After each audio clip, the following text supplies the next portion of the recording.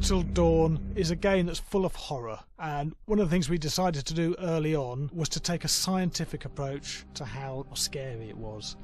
So we did experiments on people and we measured their responses to the game. We've created a test area. It's as close to a home setup as we can get it. We've recruited ordinary people to play the game and we've left them to play it on their own. You're turning the light off.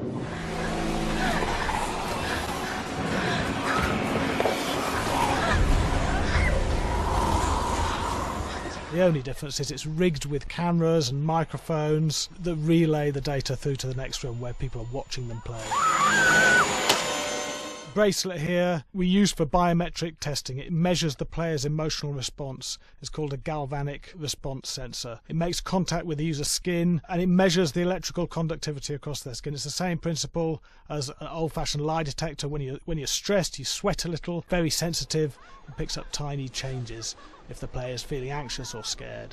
That data's fed back to a testing team, comes through as a graph.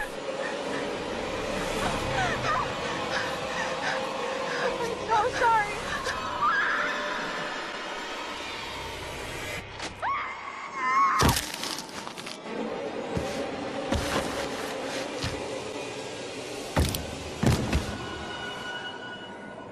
There's no point testing one or two people, you have to test a lot of people. Watch your step. When we have a scare that's consistently has a measurable emotional response, then we knew it was good. If it didn't have that, it goes back to the team for improvement. The data doesn't tell us what's wrong with the scare, it only tells us if it's working or not. Wait, okay, so you hear that too, right? Josh. Here we have a chapter relatively early in the game. Weirdly regular. Nothing regular about it. We have to create tension and anxiety in the player so they are ready to receive the scare.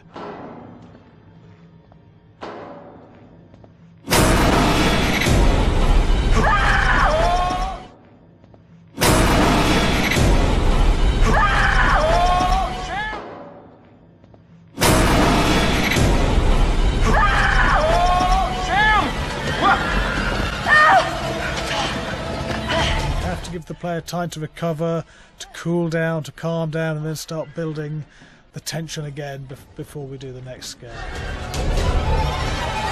Hey. What? Hey. What the hell? Ooh, you just got mugged.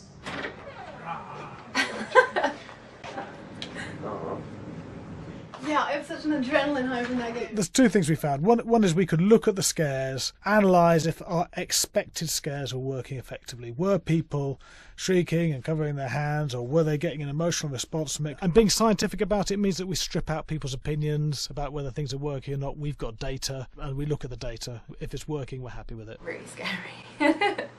Bit scared and wanting to get away. I actually be maybe a bit scared to play on my own, but in a room with the lights on, yeah, with some other people as well, yeah, maybe. But because I'm a scaredy cat, I would play with someone in the room. And the lights on. It was one of the scariest games I've played in a long while. The costume designs allowed a range of clothes that would suit them for the cold winter weather, but also have an element of style and individualism, so that the audience could look at them and relate.